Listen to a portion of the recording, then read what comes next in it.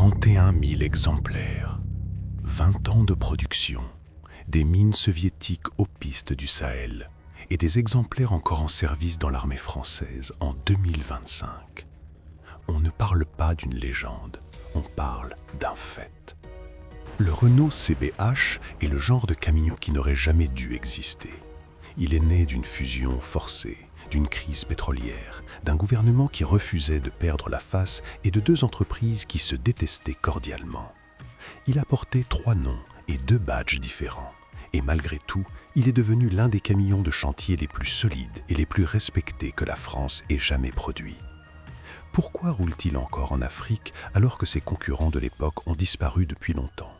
Pourquoi l'armée française continue-t-elle de l'utiliser pour dépanner ses convois?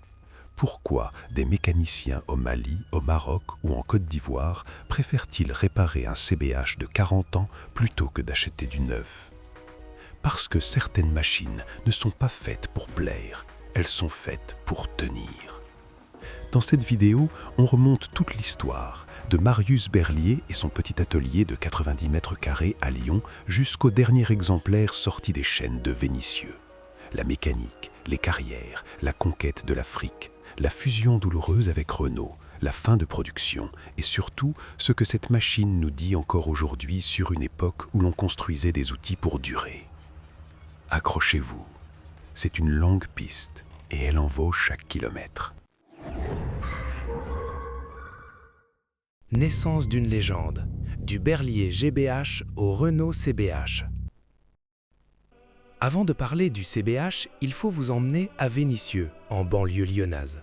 C'est là, dans l'une des plus grandes usines intégrées d'Europe, de la production de l'acier jusqu'à la livraison des camions, que Marius Berlier a forgé son empire.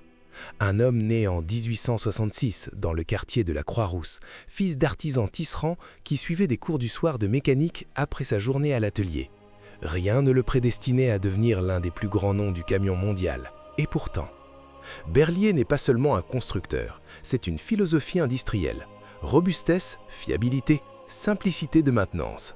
Ces 3 mots, vous les retrouverez gravés presque en filigrane sur chaque boulon du GBH qui nous intéresse ici. Le GLM, ancêtre du GBH. Pour comprendre la naissance du GBH, il faut remonter un peu plus loin. En mars 1953, le GLM-10 à moteur 6 cylindres MDZ de 9,5 litres et 150 chevaux avec capot long est le premier d'une lignée à succès de camions de chantier issus de la grande famille GL lancée à la fin des années 40. Il se prolongera avec le GLM-12, 180 puis 240 chevaux, jusqu'au célèbre GBH 6x4 doté d'une puissance de 240 chevaux, porté ensuite à 260, voire 282 chevaux avec turbocompresseur. Imaginez cette lignée comme une famille de carriers. Le GLM, c'est le grand-père, solide, un peu rude, pas très bavard mais toujours là quand il faut. Il creuse sa tranchée depuis les années 50 dans les chantiers, les carrières de pierre, les grands travaux d'infrastructure qui transforment la France d'après-guerre. Il ouvre la voie. Et son descendant direct, le GBH, va faire encore mieux. 1967, le GBH entre en scène. Pour répondre notamment aux besoins des carriers, Berlier étudie et réalise un camion robuste et à la rigidité renforcée, le GBH 12 6x4 présenté aux professionnels en 1967. La date mérite qu'on s'y arrête. En 1967, la France est en plein boom des 30 glorieuses. On construit des autoroutes, des barrages, des aéroports. Les carrières de granit et de calcaire tournent à plein régime. Il faut des camions qui ne flanchent pas sous les coups, qui avalent les pistes défoncées sans broncher, qui reviennent le lendemain matin et tous les jours d'après. Le GBH est taillé pour ça.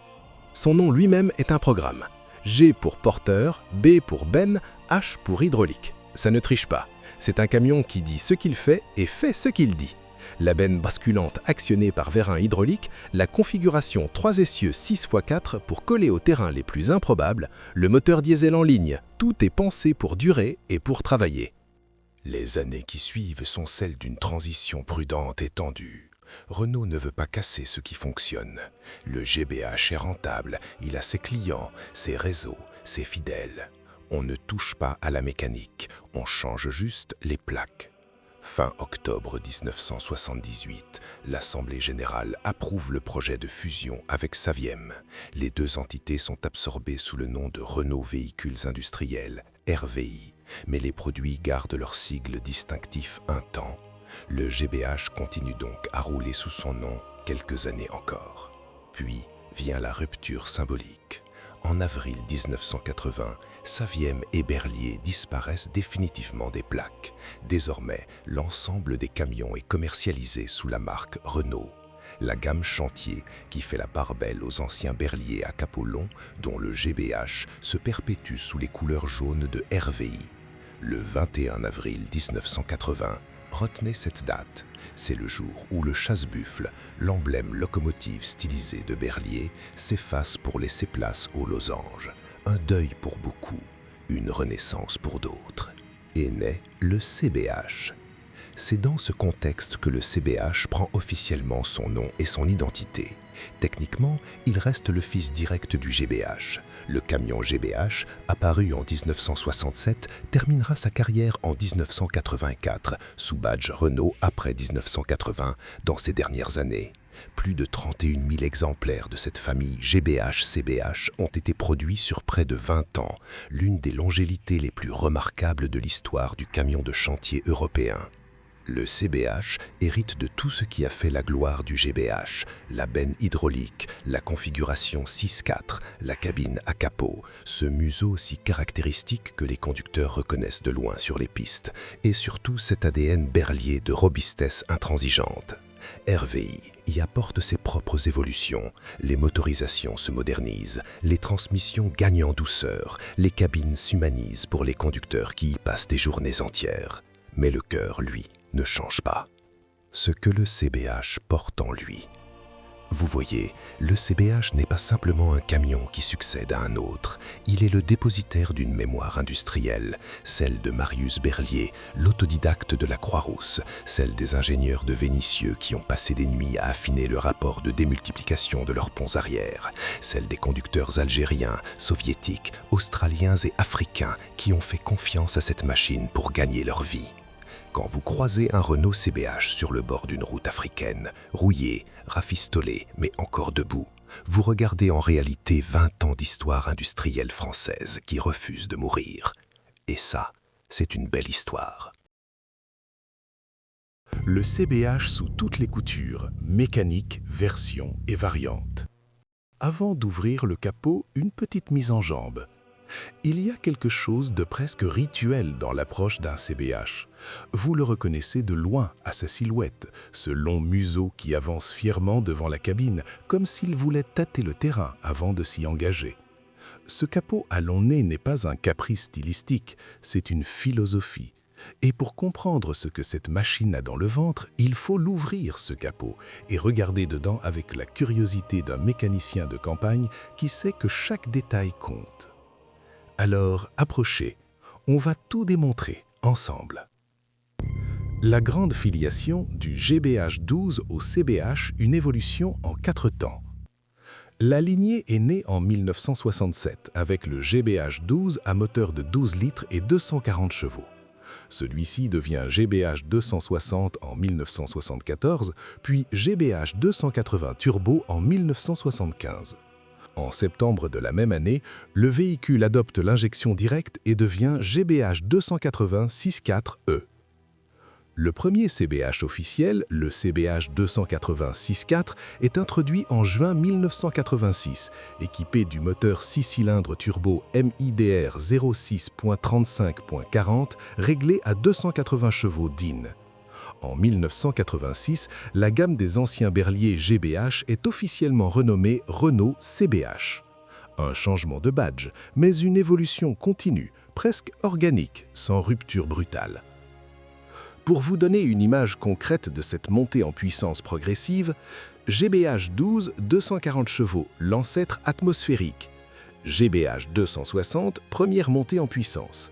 GBH 280 Turbo, arrivée du turbocompresseur.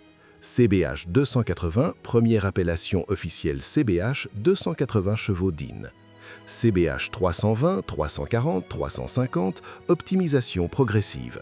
CBH 385, sommet de la gamme avec intercooler. Les puissances s'échelonnent globalement de 210 à 385 chevaux selon les versions et les années. Un moteur puissant sur un terrain de chantier, sans une transmission à la hauteur, c'est comme un cheval de course dans un champ de boue. La transmission sur le CBH, c'est une affaire sérieuse. La boîte de vitesse de base est manuelle, avec des rapports multiples adaptés aux exigences du travail en tout terrain. On retrouve des configurations à 2 gammes, route et chantier, offrant un éventail de rapports permettant de ramper sur la pente la plus raide, comme d'enchaîner les rotations à vitesse correcte sur piste stabilisée. Le pont arrière est à double réduction sur les versions chantier, une caractéristique héritée directement de la tradition Berlier. La configuration 6-4 reste la reine du modèle. Elle assure la traction dans les conditions les plus difficiles.